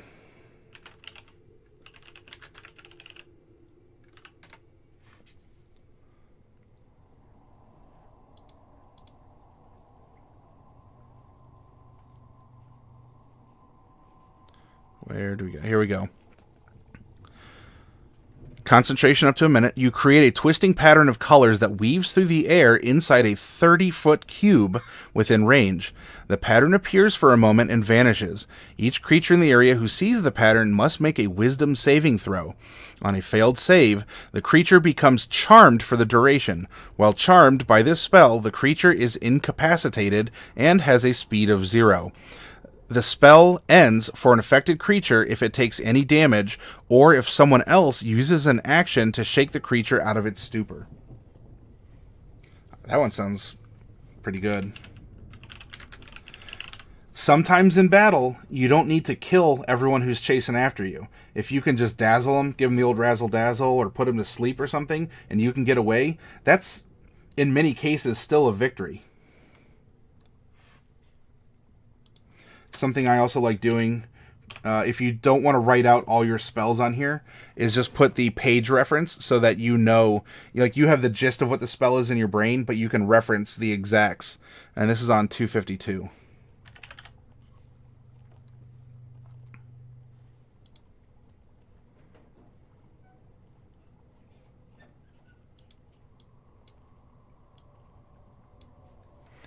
All right, we're back to Sorcery Spells.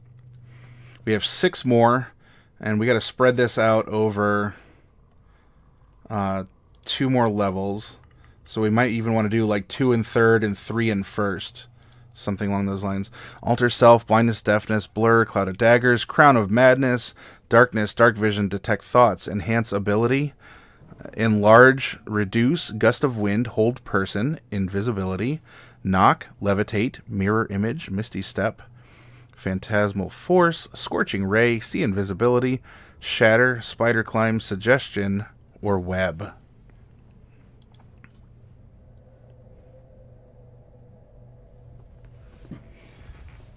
Hold Person can be a big one as well. You know, especially if you just want to run away. It's not going to be like a Bigby's like crushing fist, but sometimes you don't need that. You just got to get out of there.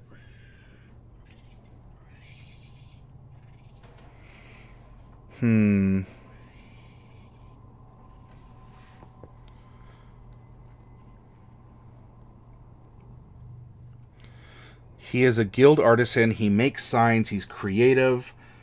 He's older. Let's give him at least a utility spell there of... You know what? We'll give him Enhance Ability. Because if you need that boost, if any of you have played Vampire the Masquerade, you can like you can give yourself a blood buff by using your blood points. You can make your attributes stronger. Sometimes if you got to get that, you know, that high quality, that detail master work, you want to enhance your vision, or you want to keep your hand steadier. Control water.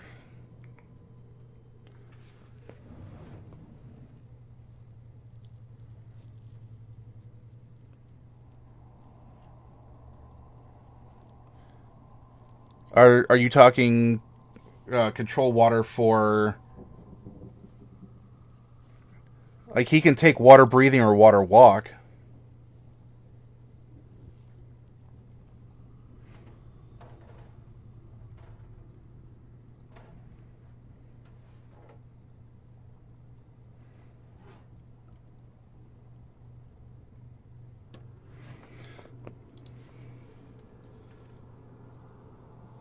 Phantasmal Force.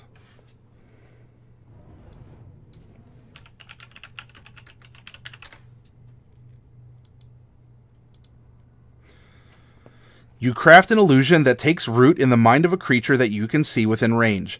The target must make an intelligence saving throw. On a failed save, you create a phantasmal object, creature, or other visible phenomena to your of your choice that is no larger than a 10-foot cube, and that is perceivable only to the target for the duration.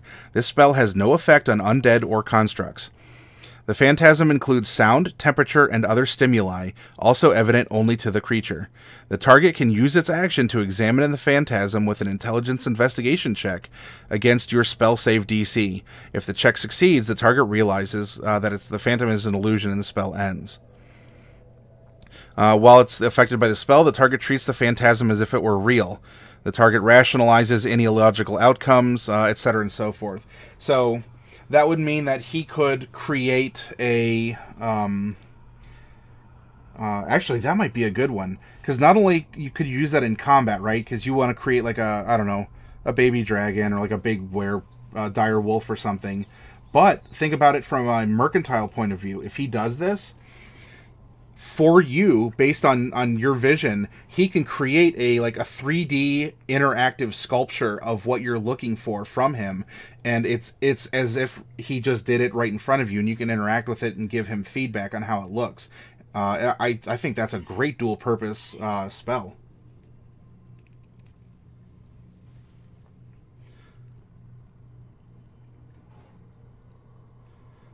Let's see. Yeah, control water I think is more cleric or wizard. It might be a druid thing as well. or it's just a druid thing.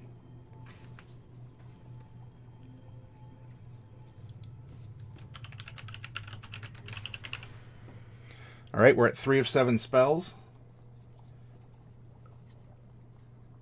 You can create costumes that make his shop look big. Yeah, or customers, yeah. Yeah, if it's slow and you wanna get people in there, right? Because who wants to go to the restaurant that has no cars in the parking lot? You want to go to the one that has all the cars in the parking lot, so then you get in and you say, oh my gosh, I gotta wait 20 minutes to eat here? Come on, let's go to a less busier place. I'm guilty of that. Also, be sure to support, small local businesses too. Biased, I'm a small local business where I'm at.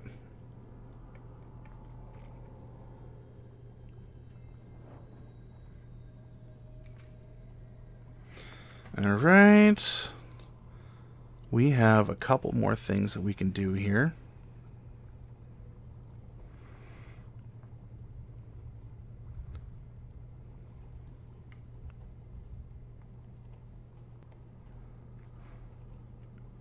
First level, I think a good spell for him, and Big Break, this is based off your suggestion of him going to the Underdark and knowing Undercommon, would be to know Comprehend languages.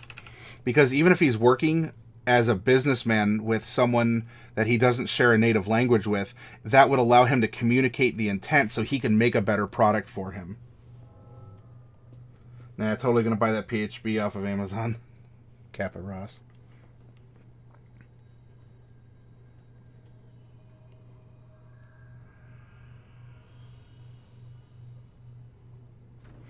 I think Mage Armour could be important for him in his travels. We could even give it a practical purpose. Like, if any of you have worked in a wood or metal shop, there's shards of stuff that are flying around. You got to wear the goggles and whatnot. Cast Mage Armour before you work. That makes it less vulnerable to being injured by your tools. Or in this case, if he's being chased down by a bunch of goblins, he casts Mage Armour on himself, and suddenly he gets, I think, like a 15 AC instead of an 11. Plus, because he can make the spell endure longer, he can just get up, cast it in the morning, get it out of the way, and it'll last. And he doesn't have to worry about doing it on the fly in the middle of combat. Oh, you know what, Havoc? That's fine. If you looked around and you gave him a try, or I even understand there are some places that have some game stores that just, maybe for whatever reason they've not offered you the service that you should have gotten. But, if you want to somehow karmically make up for it, not that I'm judging you for it, have fun, teach other people how to play, get involved, start a group and grow. My attitude as a business owner in this hobby is, if another person wanted to start a business like this near me, more power to them. If they're teaching people how to play D&D, those people are still going to come to me. Everyone I teach how to play Magic or Yu-Gi-Oh or something, they're going to go to them. Everyone's going to share in this pool, and the pool's going to get bigger. And it's going to offer choices, because maybe that person wants to specialize in something that I don't really do, meaning that the community is being better served, despite there being some kind of competition. Dell says, I have a GameStop too, but they don't have D&D books. I'd rather buy from the comic store anyways, because it's not a chain. I appreciate that sentiment. Oh, I played, Havoc, I played paintball once. It was a ton of fun, and I thought about getting into it, though I have kind of, I have the opposite problem with some of you have. I have a game store, right? I don't have a paintball place close by. So it would be a little bit more difficult for me without having to go like really out of my way and driving an hour or so. Big Break, are you talking about your dojo, your jujitsu, right? Jujitsu dojo, Brazilian style. 1, 2, 3, 4, 5. We get 2 more spells.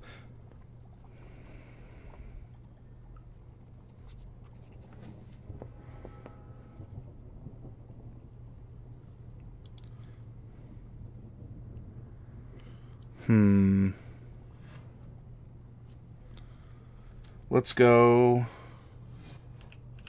Color Spray, because he's a colorful person. That can cause a whole slew of effects. It's a really neat spell. And again, we're thinking about things that he can either extend or that he can twin. So he's not just casting once, but he's casting twice.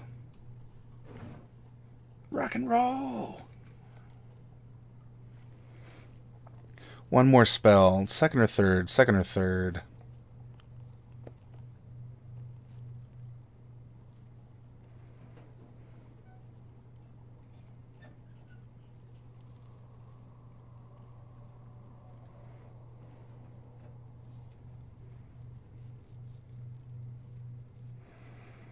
I'm kind of thinking Shatter. That would be interesting. That can definitely be used as a damage spell, and it's super effective against constructs or objects. And while he is an artisan, sometimes you also have to bring things down. But could that be countered by something in the third level slot?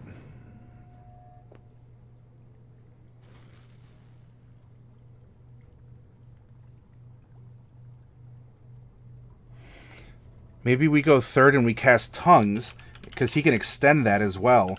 And not only can he comprehend the languages, but then he can also speak the languages back as if he were a native. Yeah, plenty of illusions. I think his nature, his demeanor, his character, his personality lends a lot towards illusory style magic.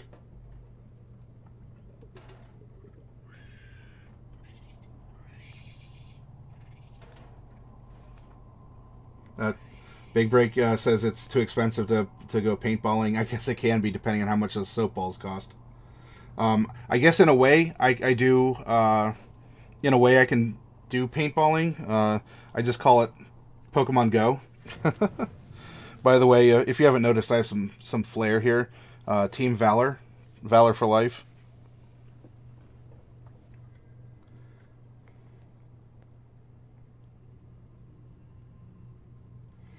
Oh, cool! You're in the Chicago area. I know that there's a lot of paint there, if only because I think Games Workshop has about 100 stores in the city of Chicago itself. If you like models and painting, there's plenty of that there. Okay, we have a character, everyone. Level 6 sorcerer. We filled him in. Now, yeah, there's some backstory that we can put in. You know what? Maybe I'll make a couple notes here. Let's see. Leader in the guild. Had a business that was destroyed. Guild didn't want to pursue. In the twilight of his life, he decided to go out into the world to do so. Madman Mimm, Signmaker. Oh, hair, skin, and eyes, everyone. Throw me some ideas. What does this person who goes by Madman Mimm, you know, he's got these illusory magics. He does crazy stuff with his magic. What would this person look like? Oh, 10 pieces. I'm working on it. I actually have, I don't know if it's around here. I have a Death Eater pin also, you know, from Harry Potter. I don't know if you'd count it. I have a butterfly clip at my desk I can just put on there as well. Wild light blue eyes. Fiendish acorn. A rainbow beard. Hey, you know what? Wild magic does wild things. Now,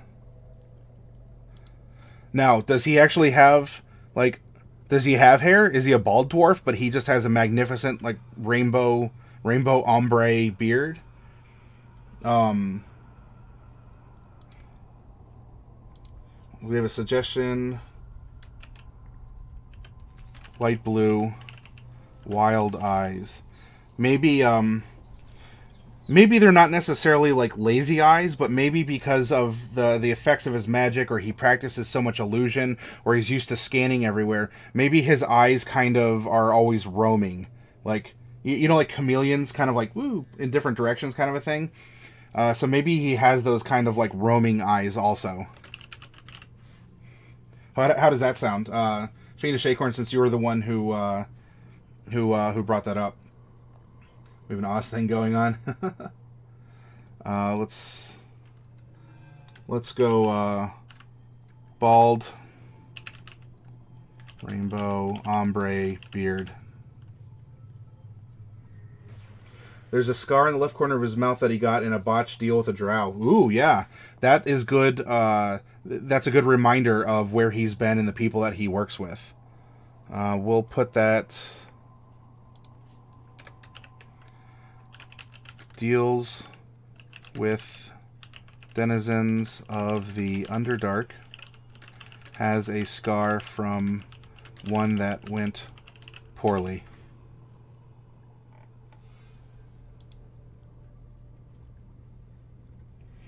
Half Joker smile only on the left, so it's kind of like a, and I'm not saying this to make light of people with it, but it's kind of like, you know, where you have Bell's palsy, where like half your face for a random reason, and I have a friend who had it too, and it's an interesting disease, but like, so one half functions normally, like, or Tina Fey you might know from Saturday Night Live, and the other half is kind of like static because you have trouble moving the muscles.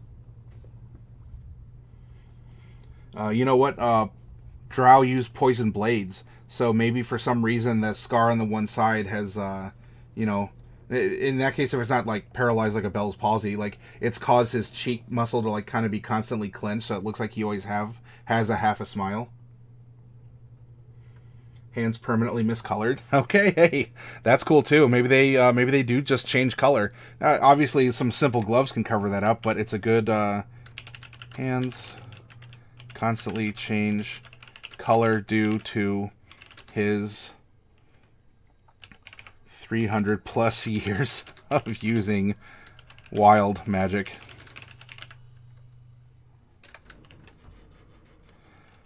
Always has half a smile from the poisoned blade used in the above attack. Actor who played Artie in Warehouse 13. Oh yeah. Warehouse 13 is a fun show.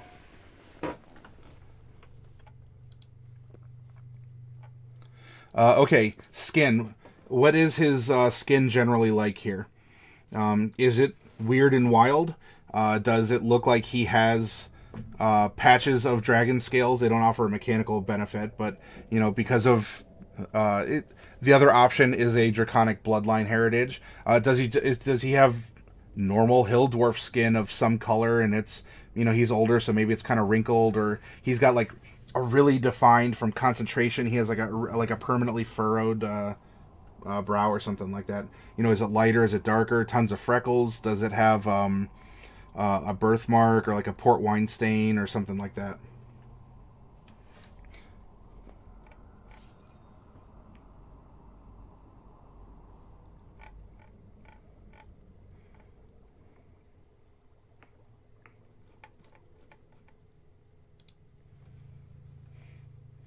Green. Big Break says green because he's constantly being exposed to the Underdark poison fumes. Pale green. Fiendish Acorn. I don't know. Maybe he does. Maybe he doesn't. We can make a case either way. If I were to go 5149, he probably still does have at least most of his teeth left. I mean, look, he's a dwarf. Maybe he's been in some brawls and some have gotten knocked out. But you know, you got these like strong, hale, hardy people who, you know, live underground. So maybe he like clenches his gums and hangs onto his teeth more. I don't know. He could have a couple missing from an accident, or honestly, yeah, old age. Things happen. Big Break, that could be possible for the poison. He is a dwarf, so there does tend to be more of a resistance to poison. Not that, look, we're storytelling, anything can be anything. Radiation from dark magics. Hey, look, I've never read anywhere where the Underdark has radon detectors. Just saying. Maybe we can go pale, though. He's worked in a workshop a lot. Maybe he covers himself up. High collar leather jacket. Big, like, wide-brimmed straw hat. Pale. Deep wrinkles in face. Well, his hands probably would be, too. There we go. And, you know, we can always come back and tweak it. I'm going to be taking a break here since we buttoned up this character. And You know, if you guys need to use the restroom, get a snack or a drink, please go do so. I'm going to do the same. And we're going to come back, and we're actually going to... it's already 1. So instead of making another character, I'm going to reopen 2 that we made before that by just sheer luck, coincidence, whatever, they're very similar. And we will go over... we'll tweak them a little bit, and then we're just going to make them a backstory. So we're not even really going to be filling a character sheet. I'm going to put a blank... I'm going to put just a blank worksheet open, and we'll make a story. 10 where you're at? Oh, okay. Oh, so 1, 12, 11, 10. Okay, so yeah, you're West Coast. Pale green was good. Resist the poison buildup. Okay. Pale greenish. So maybe the green is accumulated, like, I don't know, in spots, or it's like kind of blotchy. Yeah, memory. It's I'm in Ohio. It's 112 right now. Let's come over. We're gonna pause this. I'm going to put you over in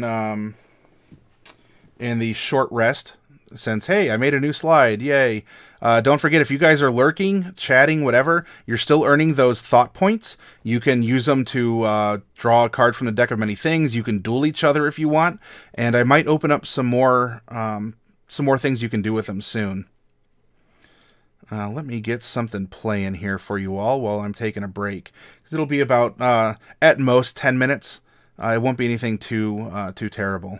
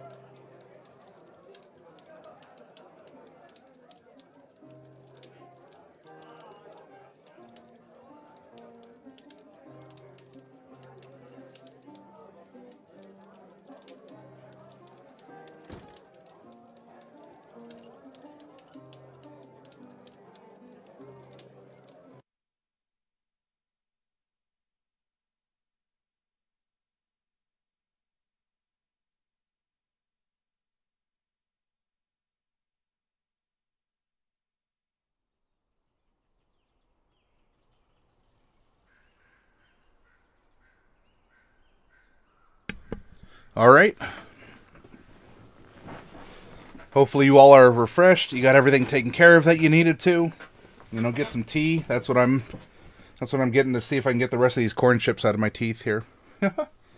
I get some nice, very nice tortilla chips. They're kind of buttery, have a good crunch to them, but, you know, I don't want to be rude and, you know, like chomping at the bit here. Washing it down with some cold green tea. Please don't think me a heathen.